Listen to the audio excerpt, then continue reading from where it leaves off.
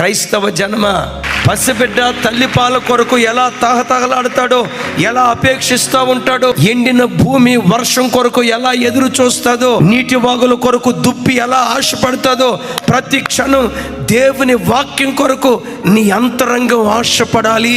వాక్యం కొరకు నువ్వు ఆశపడేవాడివి అయితే నువ్వేమవుతావు తెలుసా? రక్షణలో ఎదుగుతావు. కొంతమంది ఎదుగు బతుకు లేని వాళ్ళుగా ఎందుకుంటారో తెలుసా? వాక్యం పట్ల అపేక్ష ఉండదు, న్యూస్ పేపర్ పట్ల అపేక్ష ఉంటుంది, వాట్సాప్ పట్ల అపేక్ష ఉంటుంది, సెల్ ఫోన్ పట్ల అపేక్ష ఉంటుంది. కానీ వాక్యం పట్ల కొంతమందికి అపేక్ష లేక ఎదుగు బతుకు లేని వాళ్ళగా మారిపోతారు.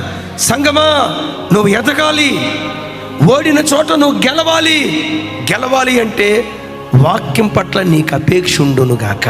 క్రైస్తవ జన్మ ఎన్ని సంవత్సరాల విశ్వాసిగా ఉన్నా దేవుని వాక్యం పట్ల ఆ అపేక్ష ఎప్పుడు నీ గుండెల్లో చావకూడదు.